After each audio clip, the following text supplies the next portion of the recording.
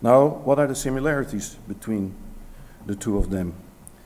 And what have they contributed to, and particularly Hans Kalliwoda, to Delft? They both have holy sustainability missions, so they absolutely believe that they have a mission that they have to fulfill. And both are mavericks in the sense of independent shakers and movers. That's why not only Hans Kalliwoda, but also Wubbo Ockels had several fights with our university board, really up to the limit of almost physical fighting about their ideas. Both are demonstrators of things. They want to show that it's possible to do it, and they do it themselves. They work with young people because they believe that young independent students can contribute, and they challenge both emerging and new technologies. I would say Ockels a little bit more on the edge, but Kalliwoda also wanted to have the best of the new things.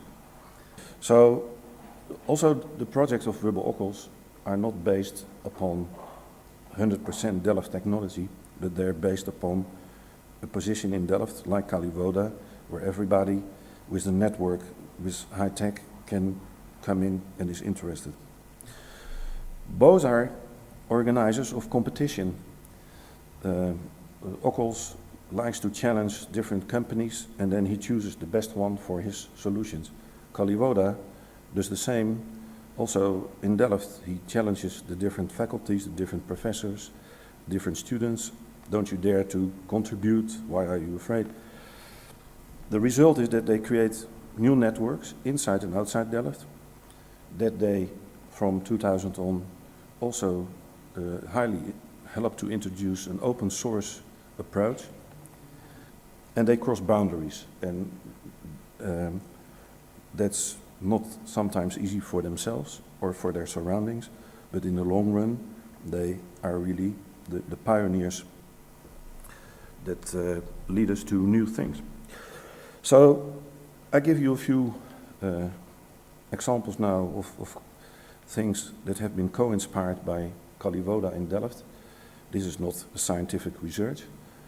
You could see this as a hypothesis from my side, that I believe that part of the things happening now really have been contributed by Hans, also by people like Wubbo Ockels. There is not so much difference. Both were and are very much ahead of their time. He has inspired us with many things. First of all, with thinking in other terms than in large companies and large markets, thinking in distributed economies, thinking in independency, thinking in, I come back on this, sustainable dance club ideas, thinking in design for happiness and not in design for sustainability, and thinking of other countries than just the Netherlands. Also, he was, with Ockels, the first to start in Delft on the campus as a demonstrator of sustainability. Why do you preach this to your students? Why do you do research if you don't show it on your campus? He was the first one. And that helped to create all kind of cooperation also between faculties. So since 3 years we have now all kind of inter-faculty sustainability programs that are running quite well and that have been inspired by Hans. So he was telling that we don't work together, but due to his own actions that is happening now. So instead of thinking in the old paradigms of one strong point and a lot of branches, now we are thinking of, well, you have different knots, you have different containers, you have different polynephroused containers, and they link up with each other, but each container is self-sufficient. So we do that in our thinking of smart grids, sustainability, local networks, including the feedback of things to people, and we do that in projects like the Cradle to Cradle Islands project in the North Sea, or what we learned from Hans, that we have to go beyond our boundaries when it comes to self-sufficiency. So We helped to create this sustainable dance floor here in Rotterdam. And this is also something that has been highly inspired by Hans. That we work in all kind of difficult circumstances, that our students live for some time in villages in Africa or in Asia or Central America to see if we can create solutions together with the people living there for some of the problems, in this case, a lighting problem. So, and then it's like Hans has been teaching us that we should go there, the students go there and they live there for 2 or 3 months.